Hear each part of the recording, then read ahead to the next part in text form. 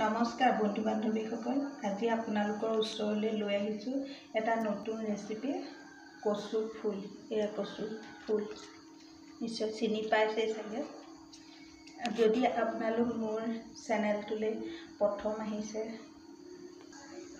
আৰু মোৰ ভিডিঅ'টো শেষলৈকে চাই যেন আৰু ছাবস্ক্ৰাইবটো কৰি দিব। মই কচু ফুলকেইটা কাটি ল'ম। এয়া এনেকৈ কাটি লৈছোঁ। ইয়াৰ মাজৰ ফুলটো গুচাই লৈছোঁ। এনেধৰণে সৰু সৰুকৈ কাটি ল'ম।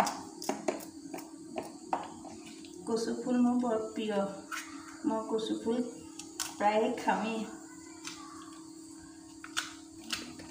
সৰু সৰুকৈ কাটি লৈছোঁ। এয়া কচু ফুল কটা হৈ গ'ল।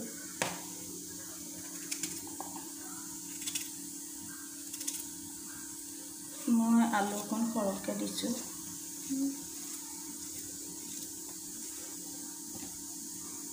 পিঁয়াজ কাটি ল'লোঁ। এতিয়া বিলাহীটো কাটি ল'লোঁ। এতিয়া পিঁয়াজটো কাটি লৈছোঁ।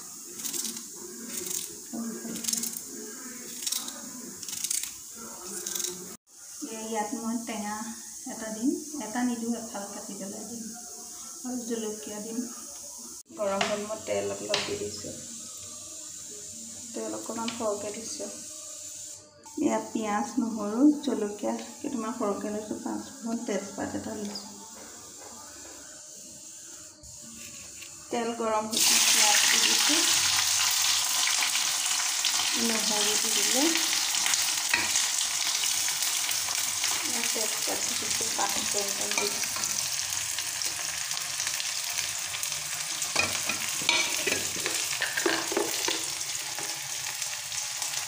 হালধি 1 চামুচ, 1.5 চামুচ দিছোঁ।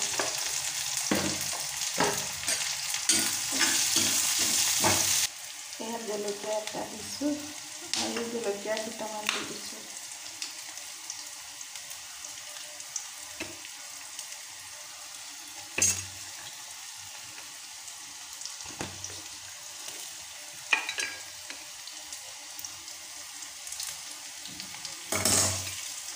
এতিয়া মই ৰঙা হোৱালৈকে পিঁয়াজখিনি ভাজিছোঁ।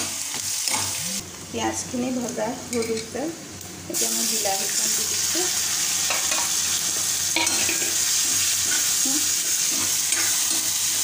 লগতে কচু ফুলকেইটা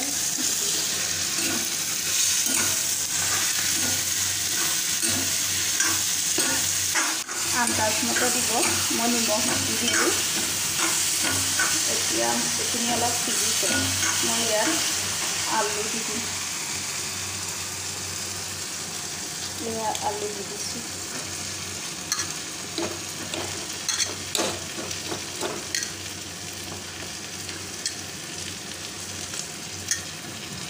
এইখিনি অলপ ভাজি দিম। তাৰপিছত পানী অকণমান দি দিম।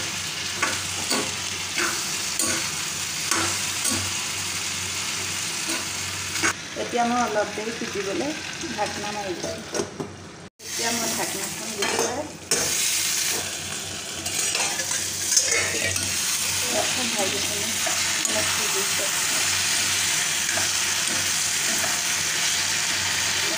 এতিয়া পানী অলপ দি দিছোঁ।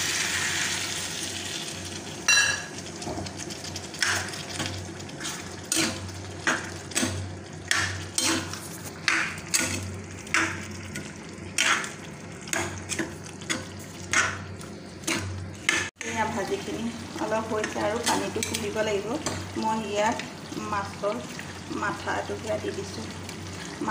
মাছৰ মাথা নিদিলেও বৰ ধুনীয়া হয় খাবলৈ। মই ইয়াত মাছৰ মাথা আছিলে কাৰণে অকণমান দি দিছোঁ, ফ্ৰাই কৰি লৈ পেলাই।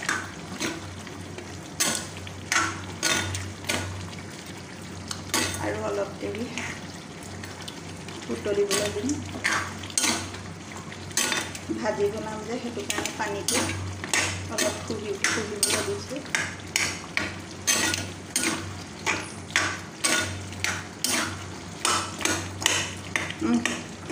গৈছে। ইয়াত মই এতিয়া আৰু অকণমান জলকীয়া গুড়ি দি দিছোঁ।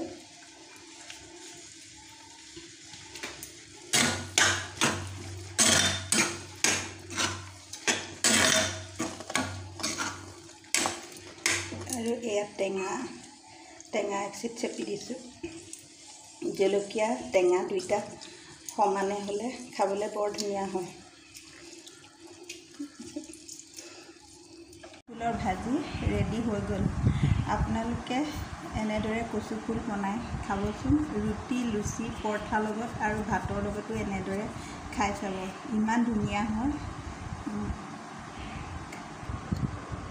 যদি মোৰ ভিডিঅ'বোৰ চাই ভাল পাইছে, লাইক কৰিব, শ্বেয়াৰ কৰিব, কমেণ্ট কৰিব, ছাবস্ক্ৰাইব কৰিবলৈ নাপাহৰিব।